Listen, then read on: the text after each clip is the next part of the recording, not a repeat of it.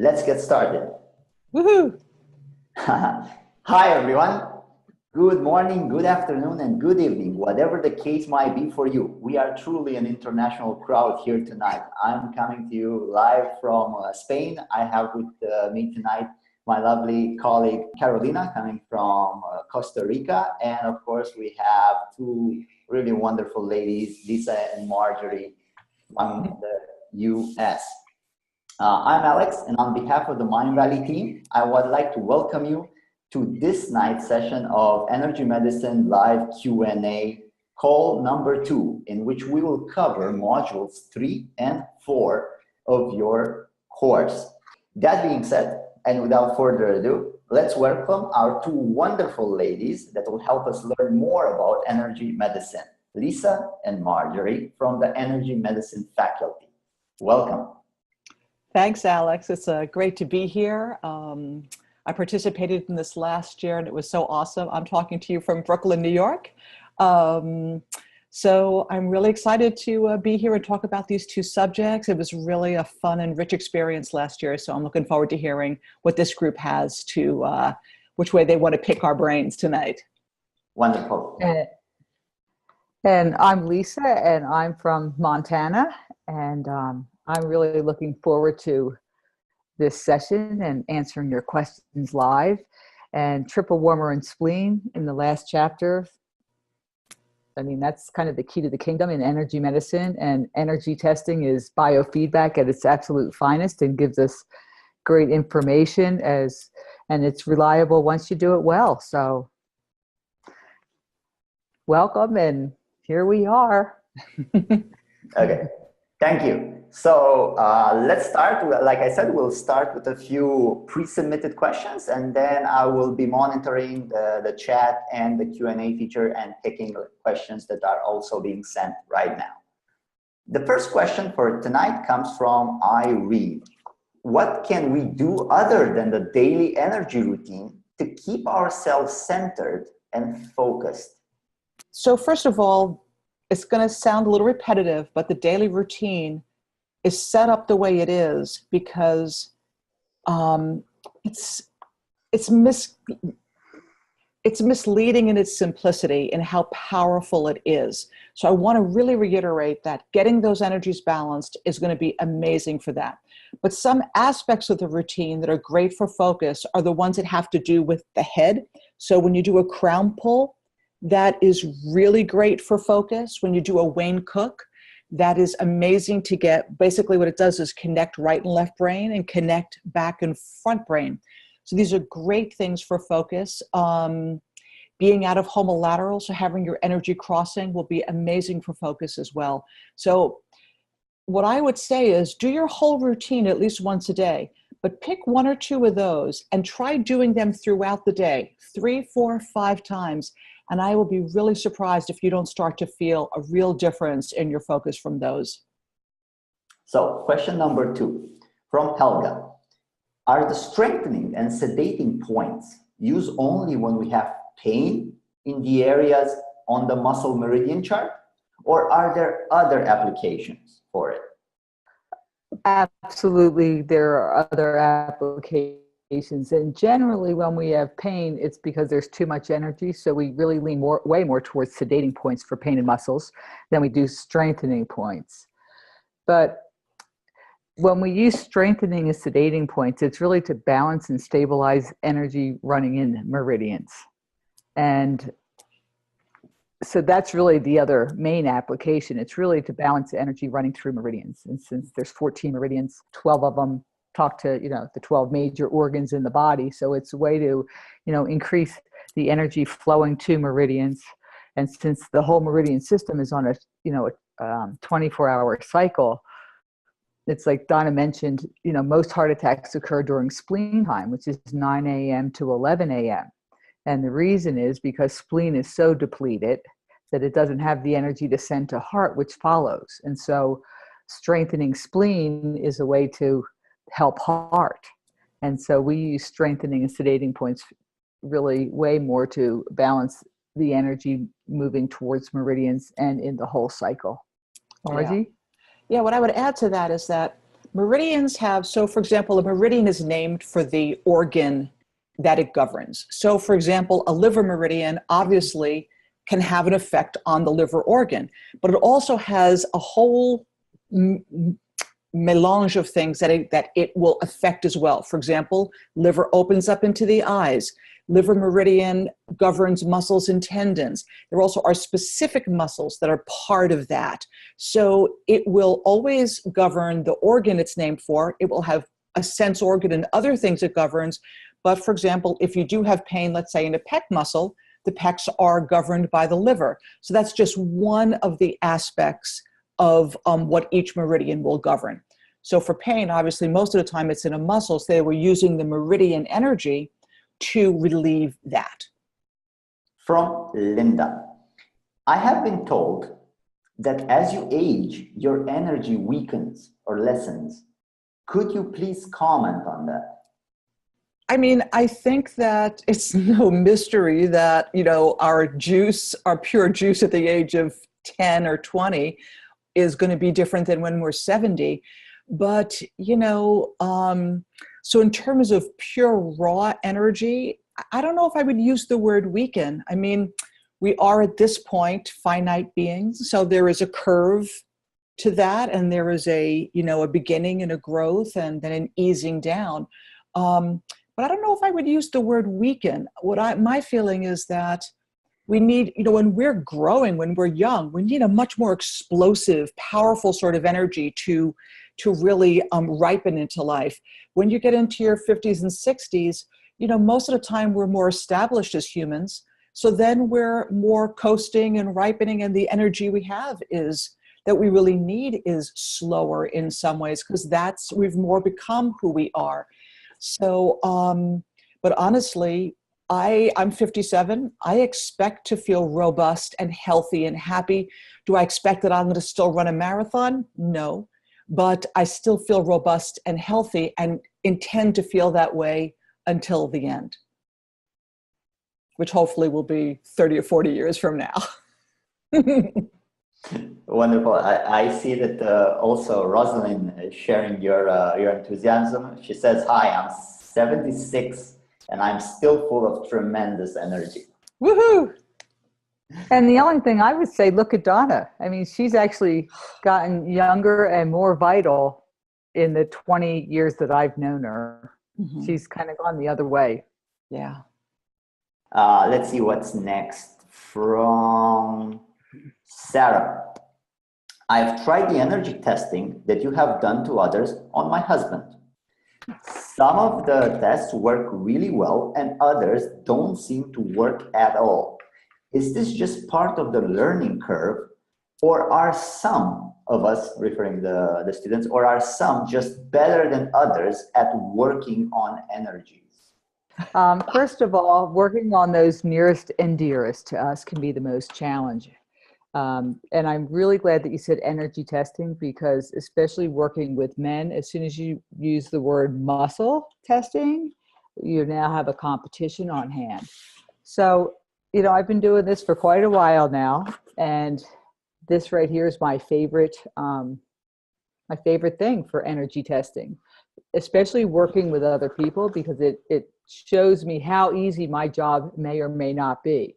Because at some point, invariably, when you start pushing on people's arms and legs and whatever, they think you're pushing harder. And so if they experience energy testing firsthand for themselves, your whole job is a whole lot easier and the information is way more reliable. So, you know, Donna always has you put your arm up and she tests to see, are you strong to begin with? So she's establishing a baseline before she smashes your nose or has you walk forward or do, you know, anything else that she does. She always establishes baseline for first. So I have this jug here and I'm just going to change my camera so you can see the jug. And so what I do is I instruct people, I say, your arm's going to be perfectly straight, no bend in your elbow. And it's not a question of can you pick it up? It's a question of how much effort or energy is required to pick it up. And I always test on the exhale, because there's fight, flight, and freeze. Freeze people hold their breath and they look stronger when they're not, temporarily. And so I demonstrate and I say, now breathe in and breathe out and really pay attention to how much work is that to pick up. So that's establishing the baseline. Like Donna says, let's just see if you're strong to begin with. Then I say, now think about something you just love. Now, we don't really need to energy test that because people's whole persona changes. They light up, you can see it. But then they tune into what they love, and it's a totally different test. Some people can instantly get there, and some people it takes a little bit of time, which is another reason why sometimes energy testing doesn't seem to work. We don't give people enough time. Then they think about something they don't like, and then they do the same thing. So just so you know, that was Brussels sprouts. The one previous was ice cream. So anyway, and so now I can see for myself firsthand what was easy for them to pick up and what wasn't. And so now when I energy test, I say, now we're going to do reverse jug testing. So just put your arm up and just hold it stiff. And on the exhale, then I'm going to test just to establish my baseline. Then I'm going to say, put their arm down, and I'm going to say, now get back in touch with what you love. When they're back in touch with what they love, then I'm going to ask them to put their arm back up, and I'm going to test. And it should feel a lot stronger if they were able to lift this jug a lot higher. And then think about what they don't like. And if it looks strong, I'm going to say, do you think maybe you're putting a little more effort into your hold? Because when you thought about what you didn't like and you lifted up the drug, you could barely pick it up. And so it's kind of like a way of calibrating that. And I find energy testing on the whole works a whole lot better when your client has experienced it independently of you before you go and start testing. Because, it needs to be accurate because that's where we get our information. And so I hope that answered the question. Margie, do you have anything to add to that? Yeah, that was awesome, Lisa. A couple of things. One, even those of us who energy test every single day, lots and lots of times a day, some people are a little easier to calibrate than others. Absolutely. When I teach, Lisa and I both teach foundations, and I would say for the entire first year, the thing that people really need time to get ease with is the energy testing. That it just takes a little bit of time. When we're nervous about something or new, we bring our own nervousness to it. One thing I have felt, so what I want to say is just practice, and stay as calm and as amused about the whole thing as you can. Keep your sense of humor. One thing I find that is helpful is that I will let people know that sometimes a strong test is indicating imbalance. Strong is not always good and weak is not always bad. If I make the statement, I am a man and I test strong, I am a woman and I test weak, that's the reverse. If I test strong on 2 lines and weak on an X, it means that my energy is not crossing. So when I explain to people that strong is sometimes indicating the imbalance, that also gets them off the kind of the distortion that strong is always good. And since you just said that, I use the word everything is good.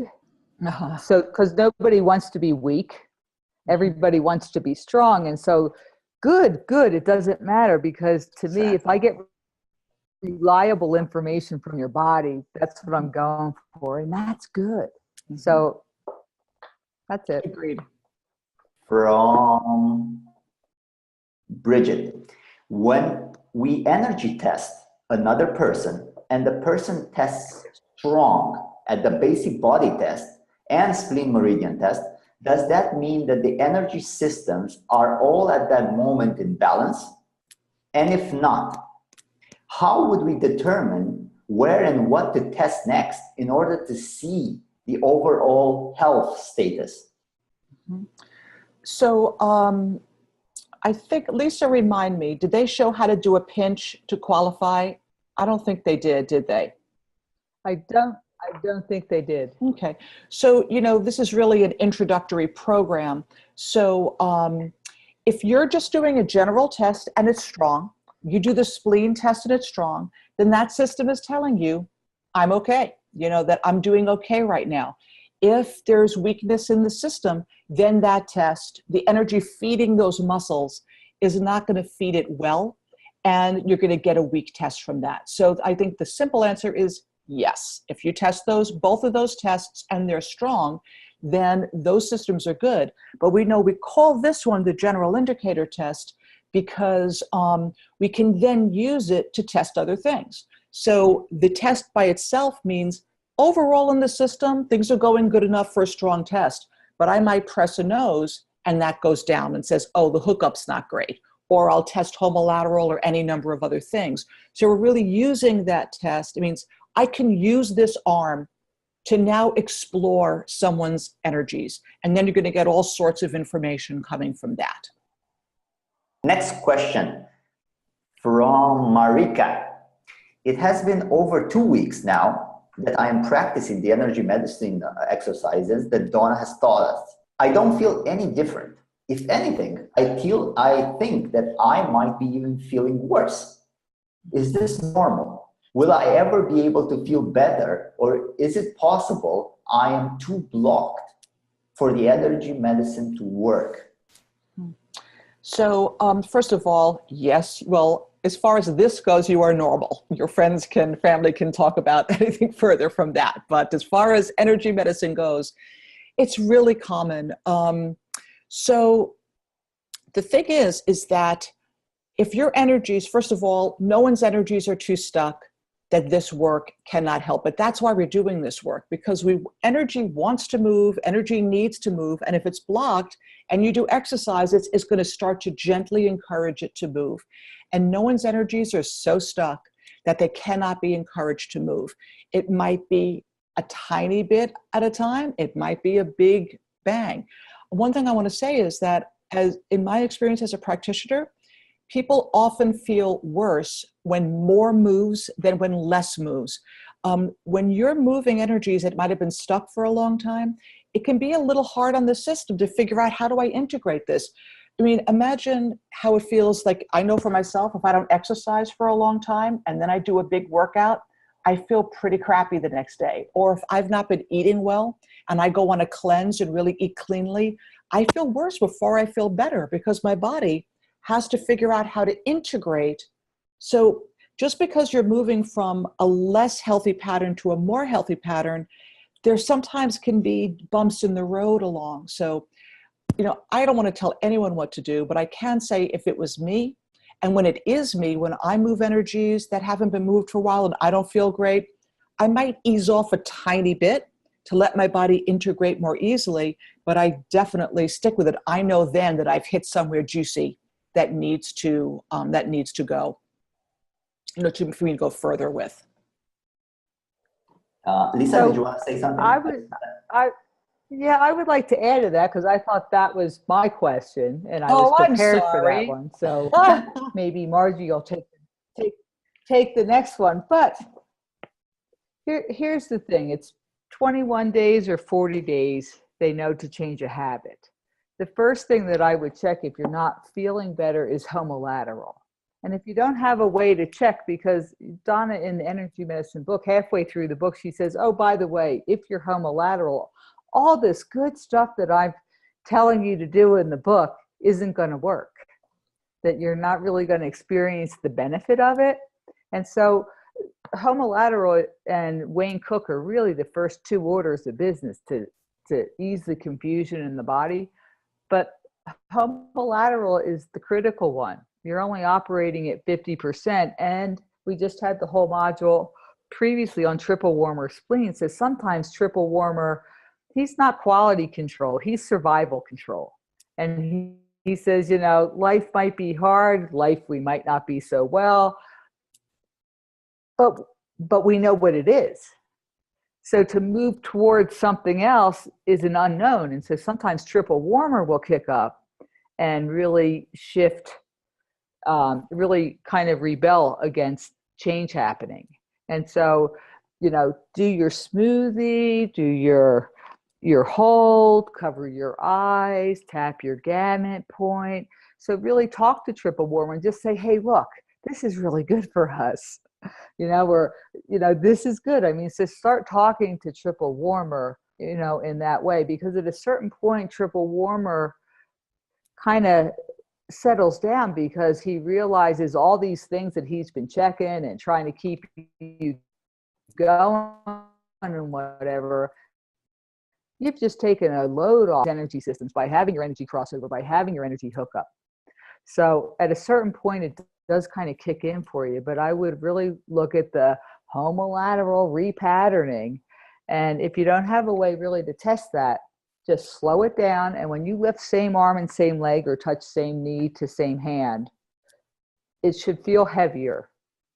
It's more work to move one side of your body at a time than it is to cross over. So just take that homolateral crossover until you can feel a distinction between lifting same side versus crossing same side.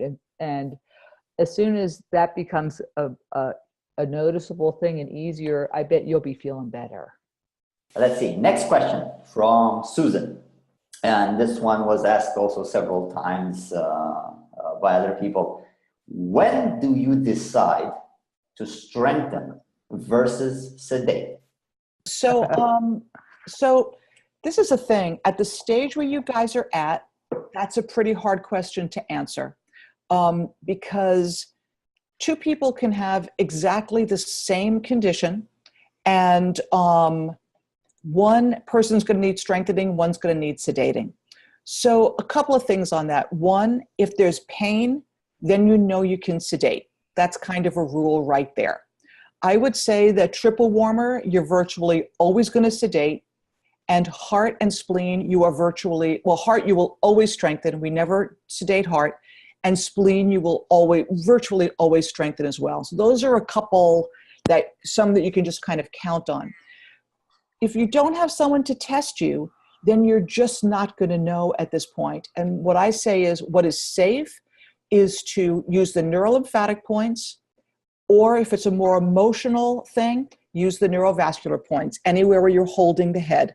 But the neurolymphatics will bring balance to any meridian, regardless of whether it needs to be strengthened or sedated. But the truth is, to answer the question, kind of follow up with a very short answer, if there's no one testing you, you're not going to know. So use the neutral treatments like neurolymphatics, and then you'll be absolutely balancing in a very safe way. Is it okay to use massage instruments to massage pressure points and acupressure points, or is it necessary to always use our fingers? Donna has trained thumbs, and I've only ever seen her use her thumbs. And but our hands will get tired, especially, you know, Margie has a massage background, and so I'm sure that, you know, she'd be well equipped to answer this. But me, without a massage background and really just being introduced to neurolymphatics through energy medicine, I mean, my knuckles hurt, my fingers hurt, and if I'm going to consistently do stuff, I'm going to use neurolymphatic tools. And so I try to make them fun. My clients call them somewhat affectionately tools of torture. And so we can use them for all different things. Some are easier to do points. Some are easier to do like outside of the legs on tensor fascia lata for large intestine. And the other thing is you can get a whole lot more pressure when you're using a neurolymphatic tool, because I have my whole arm kind of behind me. So I have found ones that fit in the palm of my hands I particularly like. And I know I have another 100 or so of these dogs in some box somewhere, because there was a Bed Bath & Beyond used to have lymphatic tools every year, and I would shop all around the country wherever I traveled. And the dog was really good because he has a flat head and it's really comfortable to hold. But anyway, so the answer is whatever absolutely works. And that's the end of my answer. And maybe Margie, you have something else to add to that. Oh, I think that's great. I think the only thing I would add is that the only time you'd really need a tool is for the neurolymphatic points, because those are the only points that we use a really deep touch with.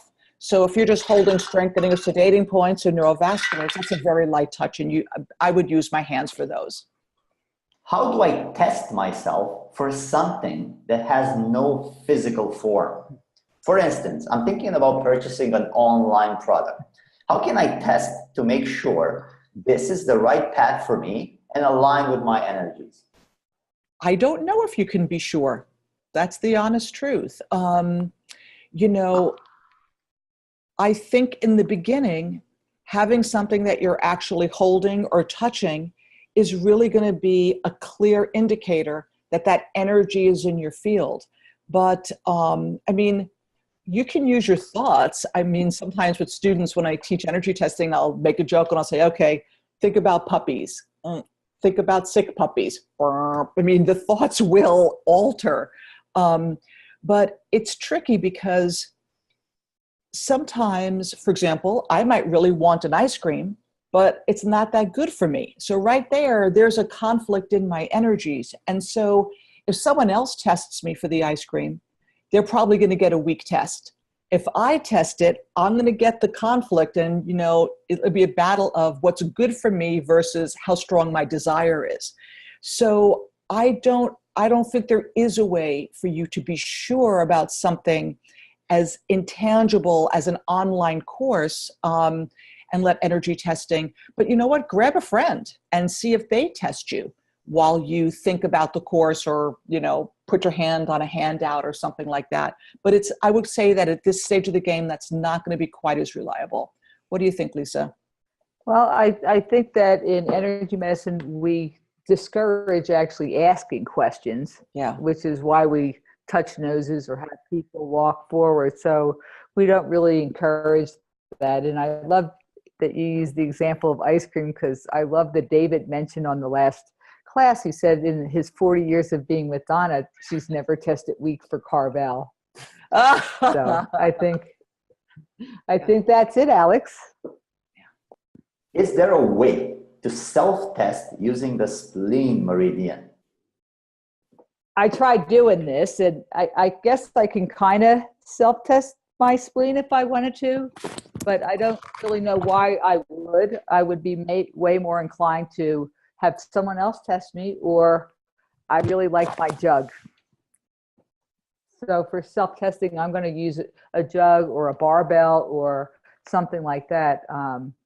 Energy follows intention, and if I'm really wanting to choose spleen, because spleen is the metabolizer of thoughts, feelings, and food, I mean, ideally spleen, but I can get an accurate test using a general indicator and a weight.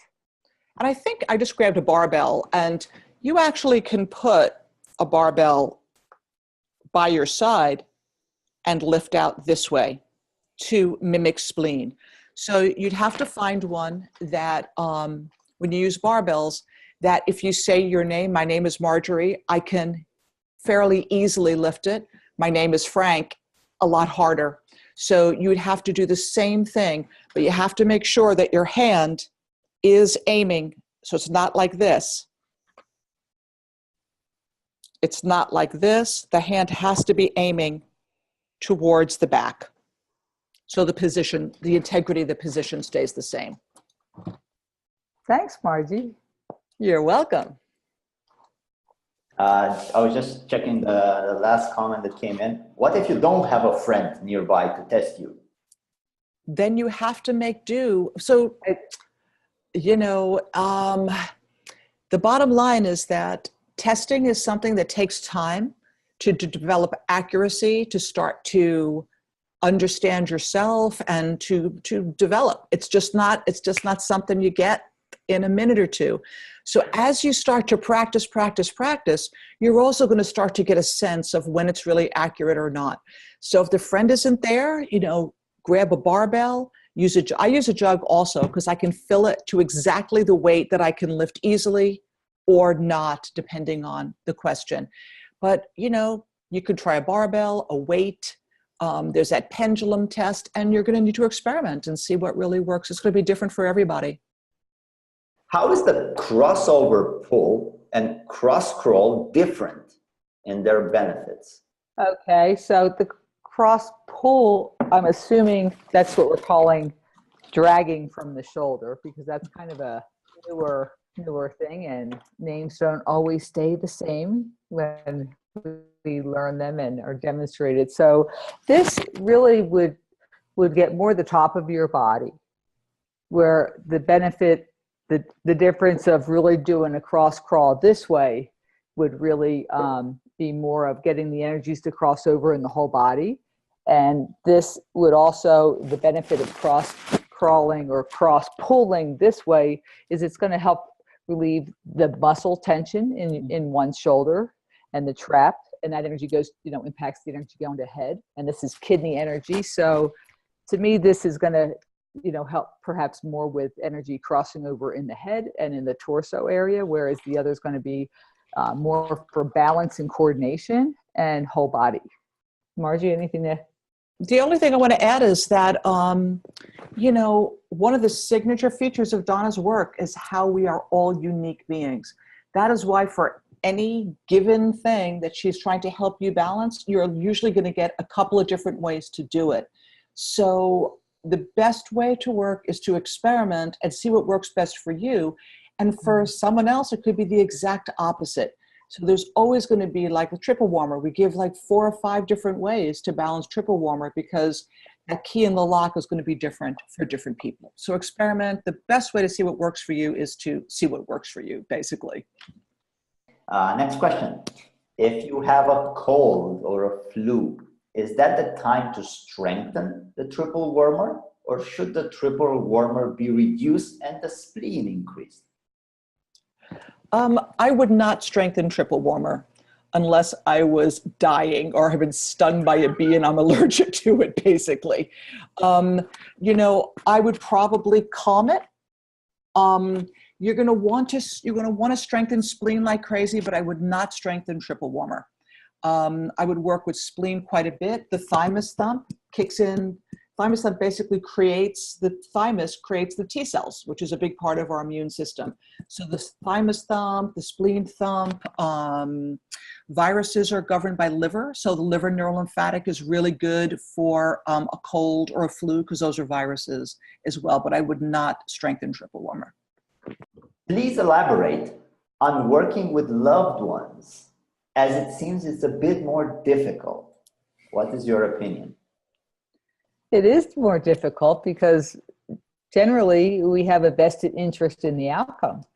And so to separate ourselves to really, get clear answers, that's really the thing, I think, because it requires a lot more work for me to work, let's say, on my children. And I've, paid for my children to go see other people when sometimes it's just too close to home.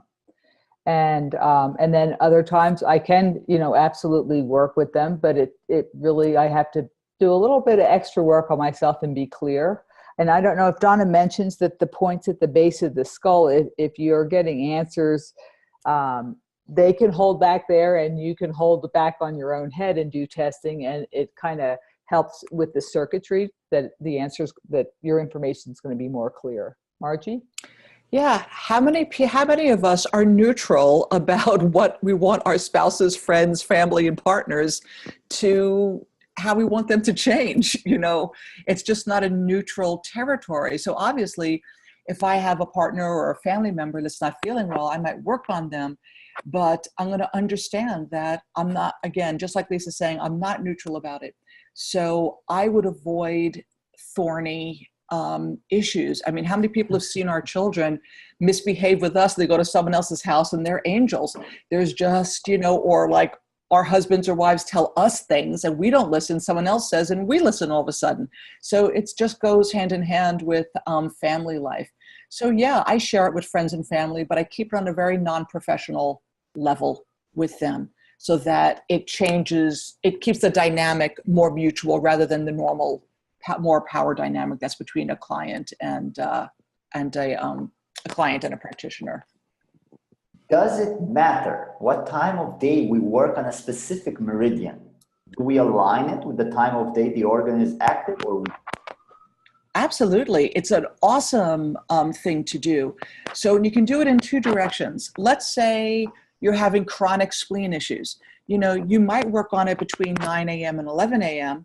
and really beef it up while it's in its, really in its strength. Or you might work on it 12 hours later when it's at its weak point, because then it might really need the help. The other thing is, for example, let's say you need to work on liver. Well, liver meridian is active between 1 and 3 a.m. I don't think it's going to be that helpful to set the alarm to wake up at 1 a.m. to work on liver. But you can do liver work during 1 to 3 p.m. small intestine time. And when liver is at its lowest, you're going to be giving it a boost. So it's awesome. Also, notice what time of day that we have ebbs. I mean, most of us have ebbs at certain times a day, and you can either do your daily energy routine then, or look to see what meridian is active or low and get some insight as to what's going on for you. Should triple warmer always be sedated before doing the daily energy routine? Also, what should I do knowing the fact that I've been doing the daily energy routine for a couple of months and still don't feel any difference? I think this part of the question was addressed a bit earlier, but let's start with the first one. Should the triple warmer always be sedated before doing the daily energy routine? I wouldn't even think to sedate triple warmer before doing the daily energy routine. You know, I would maybe consider having a conversation with him by balancing spleen. You know, doing the triple warmer spleen hug is a really good thing. Cover your eyes is a really good thing, because even sedating triple warmer all the time, I really don't find to be a good thing, because to me, it's kind of like, be quiet, be quiet, be quiet. And when we do some more gentler things, when we talk to triple warmer in a way, it's kind of like, look, okay, I know we have some problems still. It's like, but if you just kind of calm down. And so it's kind of like, it's a way to calm him down and have him be part of the conversation. And the way that I look at energy medicine in a whole lot of ways, it's like we're learning a new conversation. We're learning a new way to chat with our bodies and for us to understand what our bodies are telling us. And so maybe balancing spleen and triple warmer, it really truly is the key to the kingdom. And by bringing triple warmer down, that invariably usually brings spleen up. And that's really what we're looking for. We're looking for them to join forces and really, come back into alignment and balance. And that's what the daily routine really has to offer, from Donna having worked with tens of thousands of people over time, seeing that energies don't cross over, or that triple warmer is way ramped up, or energy stuck in the head. And so, that routine really gives us an energetic foundation in which to really heal and to bridge all the other work that we are doing. It usually makes it work better. Margie? I want to kind of address the second part of that question. Donna created the daily energy routine as something that was absolutely safe for anyone, regardless of what their issue was, and was dangerous for no one. So it's kind of like a multivitamin.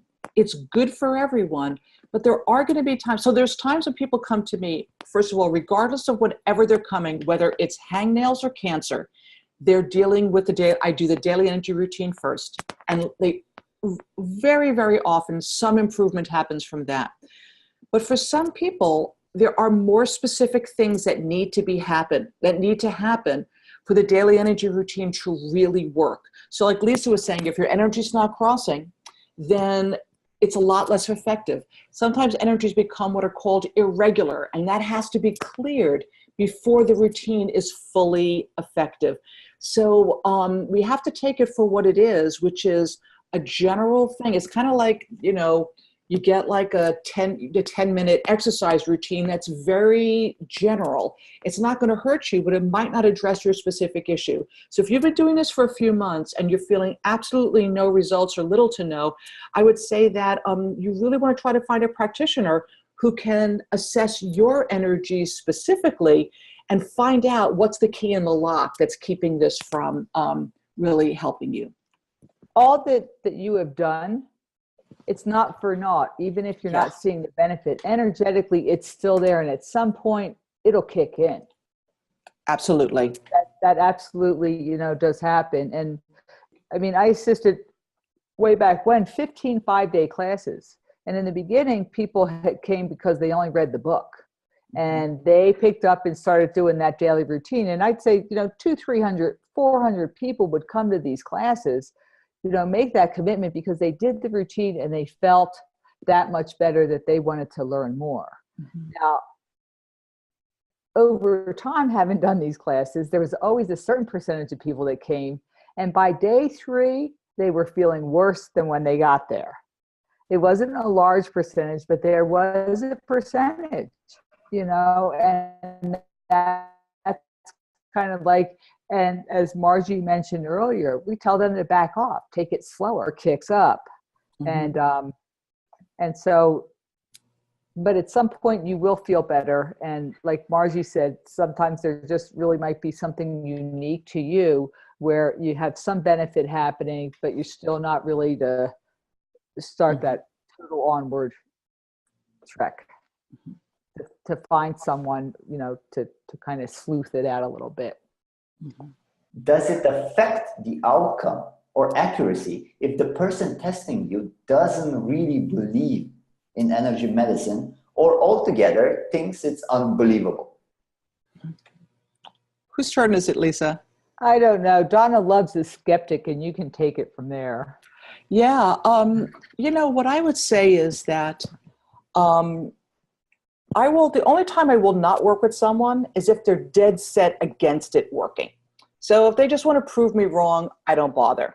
But if someone has healthy skepticism, I'm like, bring it on, no problem. If you exercise and you eat well, it's going to be healthy for you regardless of whether you're enjoying yourself or not. Now, if you enjoy yourself and believe in something, I do think that it has an added benefit because you're in alignment with that. But the truth is that if you go from, eating McDonald's and ice cream and being sedentary to eating healthy foods and exercising, it's going to have a beneficial effect on you. So I think it's going to work no matter what.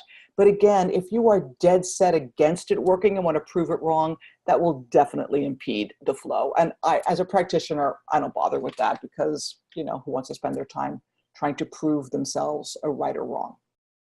From Rochelle, it feels really overwhelming on how much we need to know. Maybe you can share with us a bit about your journey and how it started and how you came to this point, just to give a context of the situation. Lisa? Okay. First of all, in the book, it used to be the 5-minute daily routine. And then when the book got reprinted, it was the daily energy routine and bonuses. And, the whole sheet of the 5-minute routine can take you 5 minutes once you know what you're doing. Up until then, it takes you at least a half an hour. And quite frankly, you don't need to know anything. You can just do this.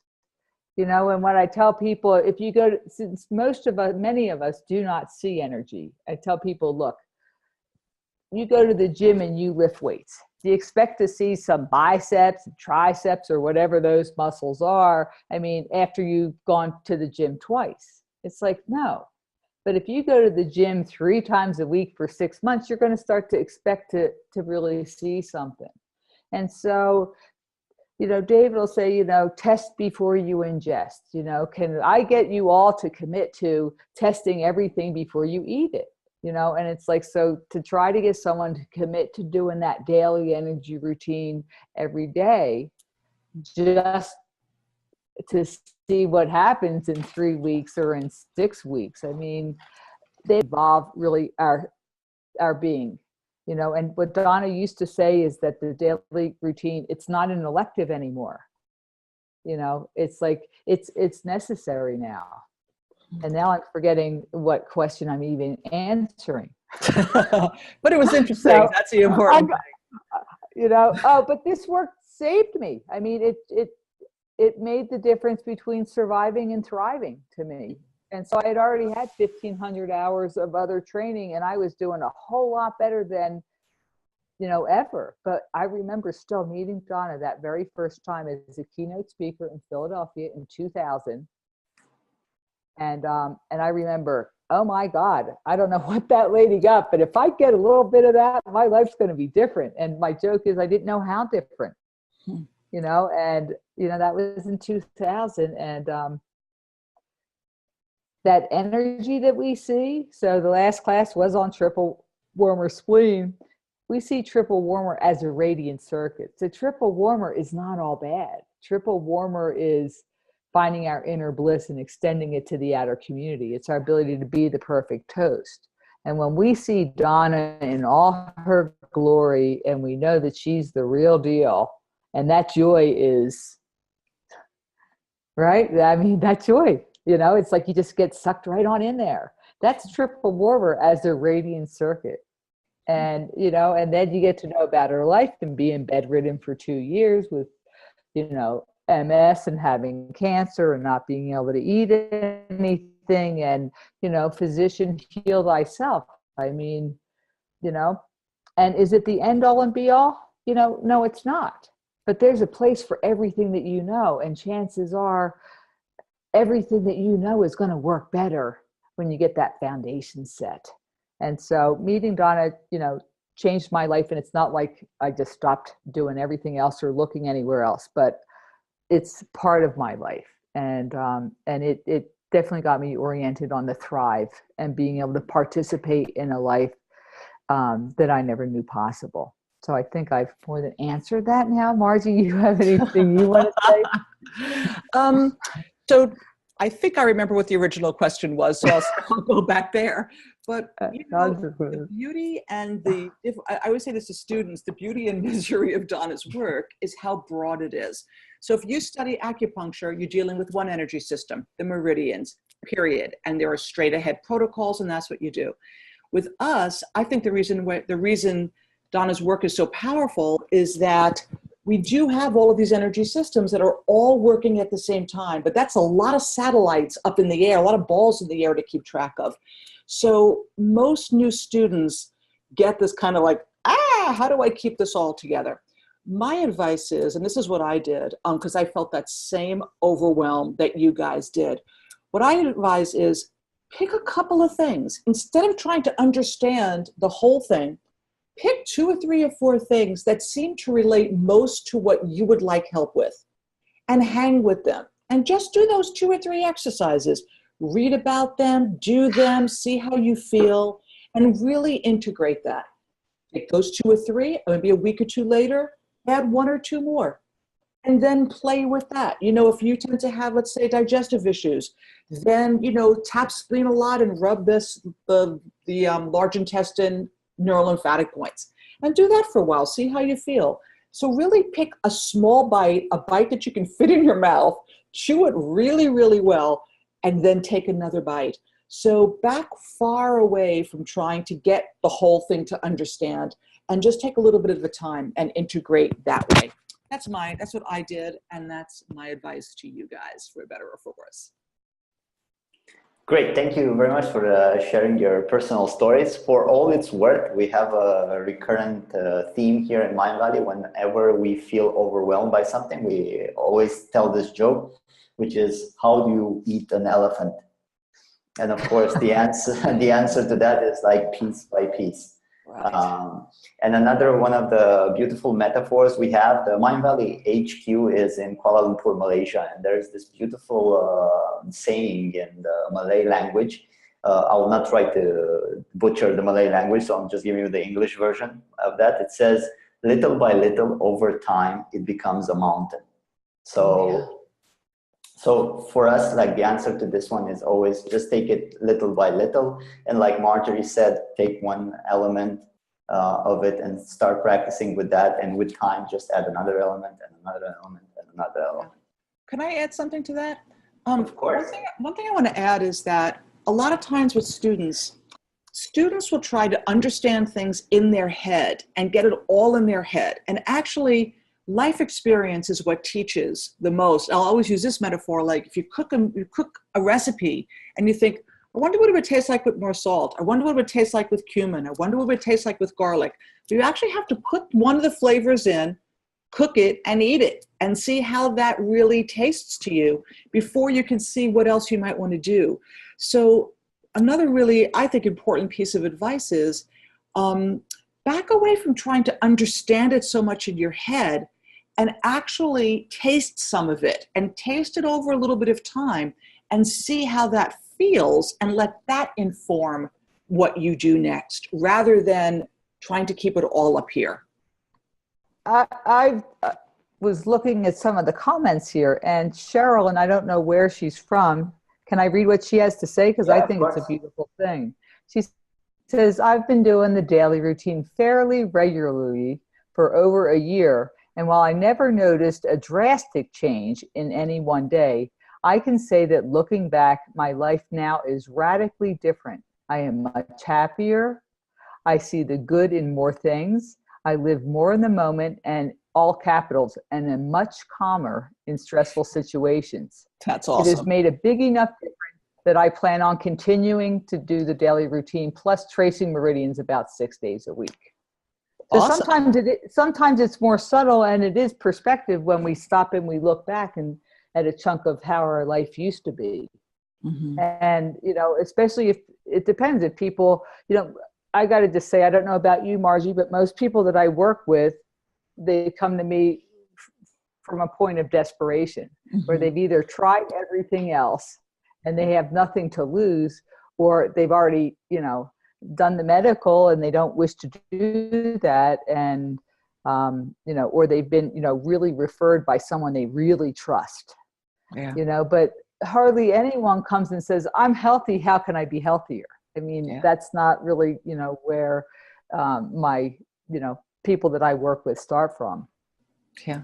So I love that snippet over time. And it's definitely more subtle for people that are already starting at a level of health than it is way more dramatic when people, are really sick and some things start to energetically shift for them.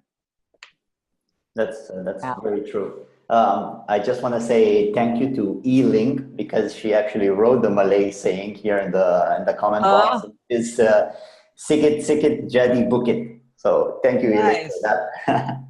And thank you everybody for the comments. We did collect a lot of them.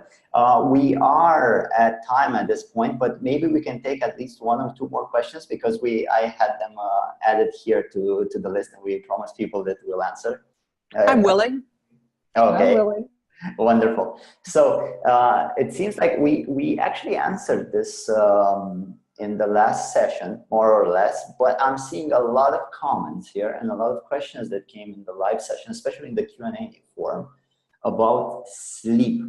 So we touched on this, like sleep improvement, how to have better sleep. And says, can you please talk more about sleep? Can you give us on your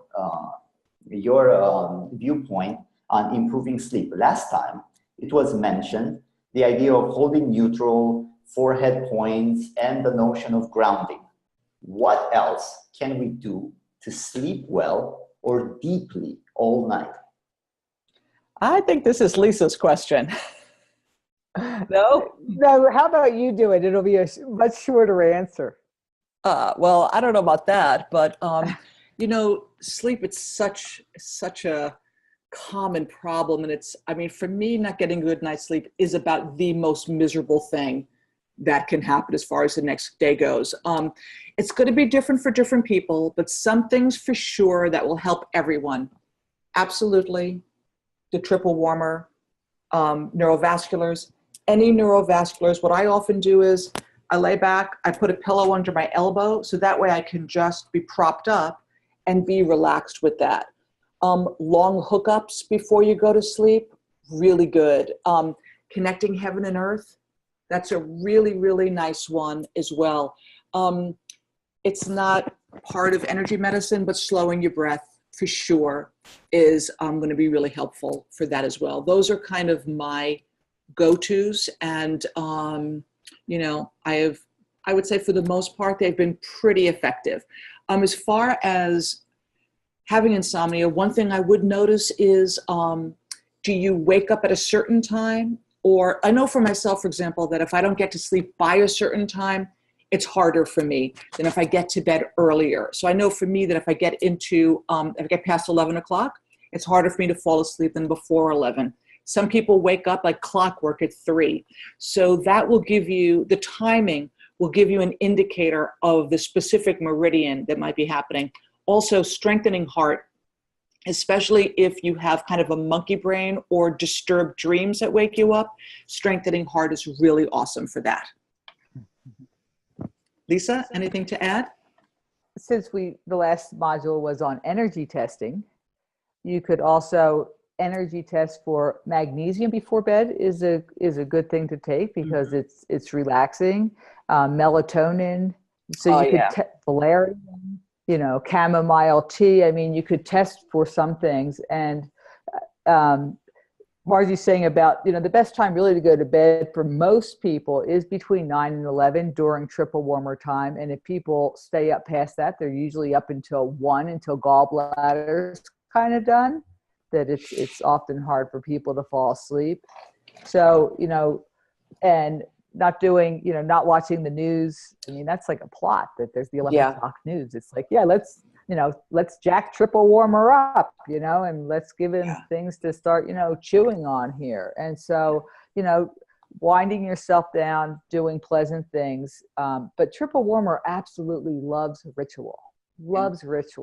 So if you can get into a nighttime ritual, and maybe it's doing, a couple of the triple warmer things and having, your chamomile tea and, reading something pleasant, or, to do a ritual thing really helps change the pattern. So if your pattern is, I can't sleep, or my pattern is whatever, the best way to shift something is to replace it with something. And so that's one way that you can really start to look at that. And if it's a question of waking up or whatever, then we do get ideas like 3 o'clock. Okay, well, what's happening at 3 and what's happening at the opposite? And so whenever anyone says, I always, it's like, we really pay attention to that, because we look at that meridian, the way that the meridians feed, just like Donna said, those heart attacks happen in spleen time. So we look at that, and the same thing with people waking up, consistently at times. That's a habit or a pattern.